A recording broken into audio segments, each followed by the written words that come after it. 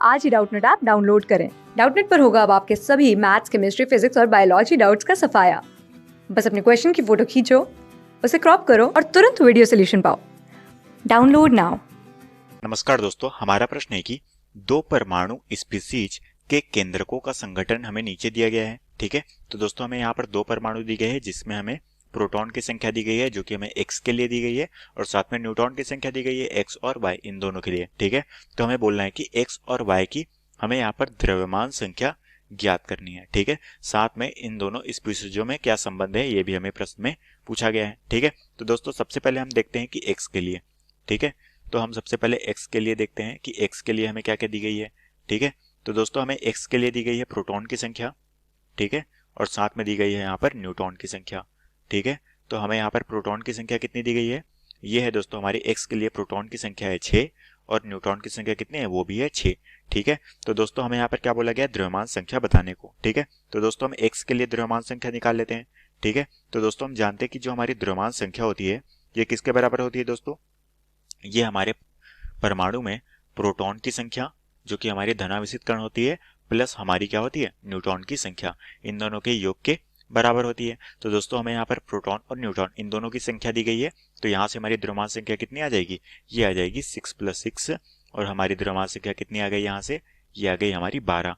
ठीक है, तो दोस्तों हमने यहाँ से क्या निकाल लिया, प्रोटॉन, हमने यहाँ से द्रव्यमान संख्या निकाल लिया। ठीक है, तो दोस्तों हम यहाँ से परमाणु क्रमांक भी निकाल लेते हैं। ठीक है, तो दोस्तों हम जानते हैं कि परमाणु क्रमांक क्या होता है, ये दोस्तों हमारी प्रोटॉन की संख्या होती है। ठीक है, तो दोस्तों हम कह सकते हैं कि यहाँ पर जो हमारा x है इसका परमाणु क्रमांक कितना हो जाएगा, वो हो जाएगा 6। ठीक है, और दोस्तों हमने यहाँ पर द्रव्यमान संख्या कितनी निकाली है, वो है 12। ठीक है, तो दोस्तों हम अपनी तत्वों की पहचान कर लेते हैं कि हमारा तत्व कौन सा है। ठीक है, तो दोस्तों हम कह सकते हैं कि जो हमारा तत्व होगा, ठीक है, ये हमारा जो तत्व होगा वो कौन सा होगा, ये होगा कार्बन। ठीक है, क्योंकि कार्बन का जो परमाणु क्रमांक होता है वो होता है 6 और इसका द्रव्यमान होता है वो होता है 12। तो दोस्तों हम कह सकते हैं कि ये तत्व हमारा कौन सा है, कार्बन। ठीक है, उसी तरह से दोस्तों हम इसके लिए y के लिए निकाल लेते हैं। ठीक है, तो हम यहाँ से y के लिए हम इसकी गणना कर लेते हैं। ठीक है, तो y के लिए भी दोस्तों हमें क्या दी गई है, प्रोटॉन की संख्या दी गई है। ठीक है, जो कि कितनी है, ये है दोस्तों y के लिए है हमारे पास प्रोटॉन 6 और यहाँ पर कितनी है न्यूट्रॉन, न्यूट्रॉन की संख्या है दोस्तों यहाँ पर 8।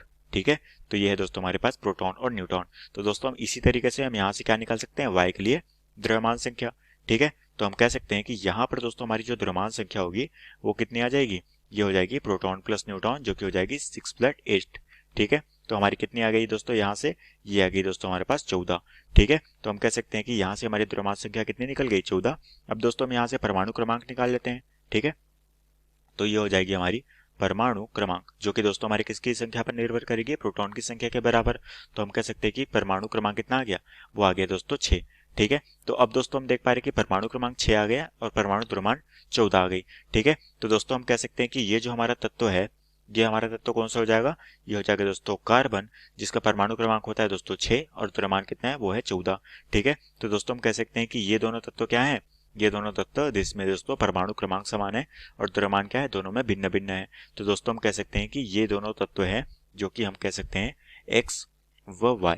ठीक है, ये दोनों हमारे क्या है दोस्तों, ये हमारे समस्थानिक कहलाएंगे। ठीक है, तो इनके बीच में दोस्तों जो संबंध है वो हमारे क्या है, x और y ये दोनों एक दूसरे के समस्थानिक कहलाएंगे। ठीक है, ये हो जाएंगे हमारे समस्थानिक क्योंकि यहाँ पर परमाणु क्रमांक समान है और परमाणु द्रव्यमान भिन्न भिन्न है। ठीक है, तो हम कह सकते हैं कि ये एक दूसरे के समस्थानिक होंगे। ठीक है, और यही दोस्तों में प्रश्न में पूछा गया था कि हमें इनमें x और y के लिए द्रव्यमान संख्या और इनके बीच में संबंध यहाँ पर बताना था और यही दोस्तों हमारे प्रश्न का उत्तर है। तो आशा करता हूँ दोस्तों आपको ये प्रश्न समझ आया होगा। धन्यवाद। क्लास 6 से 12 से लेके नीट, IIT, JEE मेंस और एडवांस के लेवल तक 10 मिलियन से ज्यादा स्टूडेंट्स का भरोसा। आज ही डाउनलोड करें डाउटनेट ऐप या व्हाट्सएप कीजिए अपने डाउट्स 8400 400 400 पर।